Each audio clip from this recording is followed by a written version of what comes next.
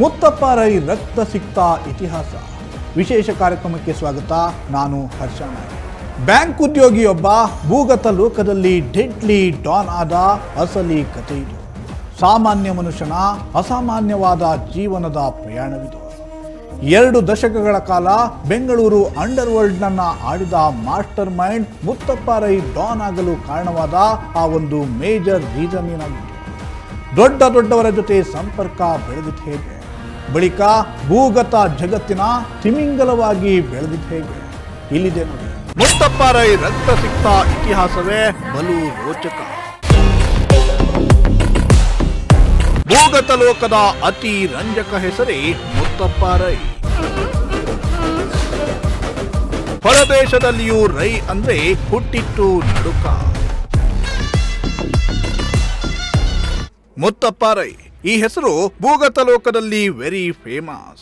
Bank ಉದ್ಯೋಗಿಯಾಗಿ ಬಾರ್ನಲ್ಲಿ ಕೆಲಸಗಾರನಾಗಿ ಬೆಂಗಳೂರು ಸೇರಿದ್ದ Don Muthappa Rai ಕೆಲವೇ ವರ್ಷಗಳಲ್ಲಿ ಪಾತಕ ಲೋಕಕ್ಕೆ ಎಂಟ್ರಿ ಕೊಟ್ಟಿದ್ದ. ಅಸಲಿಗೆ ಮುತ್ತಪ್ಪ ರೈ ತಾನು ಡಾನ್ ಆಗಬೇಕೆಂದು ಕನಸು ಮನಸ್ಸಿನಲ್ಲೂ ಎನಿಸಿದವರಲ್ಲ. ರೈ ವಿಜಯ ಬ್ಯಾಂಕ್ನಲ್ಲಿ ಮೊದಲು ಕೆಲಸಕ್ಕೆ ಸೇರಿದ್ರು. ಆದರೆ ಬ್ಯಾಂಕ್ನ ಚೆಕ್ ವ್ಯವಹಾರದಲ್ಲಿ ಮೋಸ ಮಾಡಿದ ಆರೋಪಕ್ಕಾಗಿ ಅವರನ್ನ ಕೆಲಸದಿಂದ ತೆಗೆದುಹಾಕಲಾಗಿತ್ತು. ತನ್ನದು ತಪ್ಪಿಲ್ಲದಿದ್ದರೂ ಕೆಲಸದಿಂದ ಸುಳ್ಳು ಆರೋಪ ಮಾಡಿ ತನ್ನನ್ನ ಹೊರಗೆ ಕಳುಹಿಸಲಾಗಿತ್ತು ಅಂತ ಸ್ವತಃ ಮುತ್ತಪ್ಪ ರೈ ಹಲವು ಕಡೆಗಳಲ್ಲಿ ಹೇಳಿಕೊಂಡಿದ್ರು. ವಿಜಯ ಬ್ಯಾಂಕ್ನಲ್ಲಿ ಕೆಲಸ ಕಳೆದುಕೊಂಡು ರೇಖಾ ಅವರನ್ನ ಮದುವೆಯಾಗಿ ಹೊಟ್ಟೆಪಾಡಿಗಾಗಿ ಕೆಲಸ ಹುಡುಕುತ್ತಾ ಬೆಂಗಳೂರು ಸೇರಿದ್ರು ಮುತ್ತಪ್ಪ ರೈ. ಮೊದಲು ಬ್ರಿಗೇಡ್ ರಸ್ತೆಯ ಲೇಡೀಸ್ ಬಾರ್ ಒಂದರಲ್ಲಿ ಕೆಲಸಕ್ಕೆ ಸೇರ್ತಾರೆ. ಇಲ್ಲಿಂದಲೇ ಅವರ ಭೂಗತ ಲೋಕದ ಪರಿಚಯವಾಗುತ್ತೆ.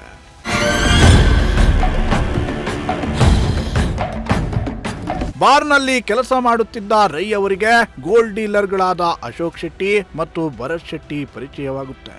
ಇವರ ಮೂಲಕ ಅಮರ್ ಆಳ್ವ ಪರಿಚಯವಾಗುತ್ತೆ.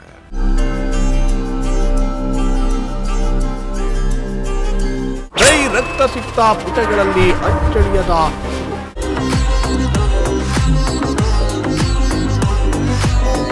ರೈ ಡಾನ್ ಆದದ್ದು ಆ ಒಂದು ಭರ್ಪರ ಕೊಲೆಯಿಂದ.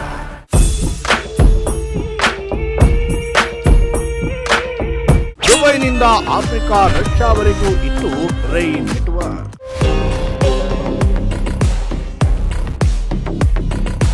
ರೈ ಎಂಬ ಹೆಸರು ಭೂಗತ ಲೋಕದ ರಕ್ತ ಸಿಕ್ತ ಪುಟಗಳಲ್ಲಿ ಅಚ್ಚಳಿಯದೆ ಉಳಿದಿದ್ದು ಮಾತ್ರ ಆ ಒಂದು ಕೊಲೆಯಿಂದ. ಅದುವೇ ಡಾನ್ ಜಯರಾಜರ ಡೆಡ್ಲಿ ಮರ್ಡರ್. ದುಶ್ಮನಿಯನ್ನ ಕಂಡರೆ ಸಾಕು ಎಲ್ಲೆಂದರಲ್ಲಿ ಯಾವುದೇ ಯೋಜನೆಗಳಿಲ್ಲದೆ ಯುದ್ಧಕ್ಕೆ ಮುಂದಾಗುತ್ತಿದ್ದ.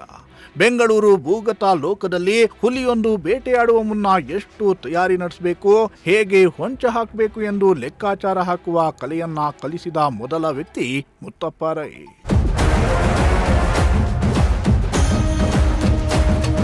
ಕೋರ್ಟ್ ಆವರಣದಲ್ಲೇ ನಡೆದಿತ್ತು ಡೆಡ್ಲಿ ಅಟ್ಯಾಕ್. ರೈ ಎದೆಗುಂಡಿಗೆಗೆ ನುಗ್ಗಿದ್ವು 5 ಬುಲೆಟ್ಗಳು.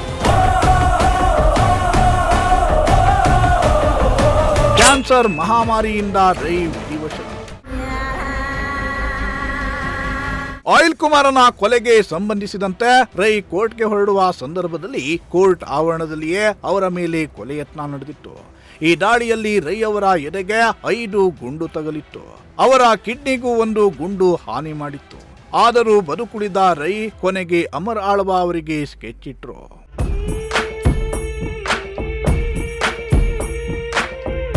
ಗುಂಡಿನ ದಾಳಿಗೆ ಒಳಗಾಗಿ ವರ್ಷಗಟ್ಟಲೆ ಆಸ್ಪತ್ರೆಯಲ್ಲಿದ್ದು ಬಿಡುಗಡೆಯಾದ ಮುತ್ತಪ್ಪ ರೈ ಕೊನೆಗೆ ಅಮರ್ ಆಳ್ವ ತನ್ನ ಮಗಳ ಮದುವೆ ಆಹ್ವಾನ ಪತ್ರಿಕೆಯನ್ನ ಹಂಚುವಾಗ ಸ್ಕೆಚ್ ಹಾಕಿ ರೈ ಅವರ ಕೊಲೆಯನ್ನ ನಡೆಸುತ್ತಾರೆ.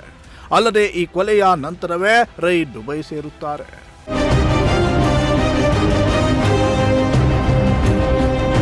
ಇನ್ನು ಅಂತಾರಾಷ್ಟ್ರೀಯ ಭಯೋತ್ಪಾದಕ ದಾವೂದ್ ಇಬ್ರಾಹಿಂ, ಛೋಟಾ ಶಕೀಲ್ ಅವರ ಜೊತೆಗೂ ಮುತ್ತಪ್ಪ ರೈ ನಂಟು ಇತ್ತು ಅನ್ನೋದು ಇಂದು ಗುಟ್ಟಾಗಿ ಏನೂ ಉಳಿದಿಲ್ಲ. ಮುತ್ತಪ್ಪ ರೈ ಮತ್ತು ಶರತ್ ಶೆಟ್ಟಿ ನಡುವೆ ಭಿನ್ನಾಭಿಪ್ರಾಯ ಬೆಳೆಯುತ್ತೆ. ಪರಿಣಾಮ ಶರತ್ ಶೆಟ್ಟಿ ರೈ ನಕಲಿ ಪಾಸ್ಪೋರ್ಟ್ ಕುರಿತು ದುಬೈ ಸರ್ಕಾರಕ್ಕೆ ಮಾಹಿತಿಯನ್ನ ಕೊಡುತ್ತಾರೆ. ಇದರ ಬೆನ್ನಲ್ಲೇ ರೈ ಅವರಿಗೆ ಅಲ್ಲಿನ ಸರ್ಕಾರ ಭಾರತಕ್ಕೆ ಗಡೀಪಾರು ಮಾಡುತ್ತೆ. ಇಲ್ಲಿ ಪರಪ್ಪನ ಅಗ್ರಹಾರದಲ್ಲೇ ಕೂತು ಛೋಟಾ ಶಕೀಲ್ ಬಳಿ ವ್ಯವಹಾರ ಕುದುರಿಸುವ ರೈ ಕೊನೆಗೆ ಶರತ್ ಶೆಟ್ಟಿ ಕಥೆಯನ್ನ ಮುಗಿಸಿಬಿಡ್ತಾರೆ. ಅಲ್ಲಿಗೆ ಬೆಂಗಳೂರಿಗೆ ಏಕಮಾತ್ರ ಡಾನ್ ಆಗಿ ಮಿಂಚಿದ್ದು ಇಂದು ಇತಿಹಾಸ. ಸಮಾಜ ಸೇವೆಯಲ್ಲಿ ರೈ ತಮ್ಮನ್ನ ತಾವು ತೊಡಗಿಸಿಕೊಂಡಿದ್ರು. ಆದರೆ ಬಿಟ್ಟು ಬಿಡದೆ ಕಾಡಿದ ಕ್ಯಾನ್ಸರ್ ಕೊನೆಗೂ ಅವರ ಅತಿರಂಜಕ ಮತ್ತು ಯಾವ ಸಿನಿಮಾಕ್ಕೂ ಕಡಿಮೆ ಇಲ್ಲದ ರೋಚಕ ಬದುಕಿಗೆ ತೆರೆ ಹಿಡಿಯಿತು. ಇದೇ ಇವತ್ತಿನ ವಿಶೇಷ. ನೋಡ್ತಾ ಇರಿ ಪ್ರಜಾಶಕ್ತಿ, ಇದು ನಿಮ್ಮ ಧ್ವನಿ.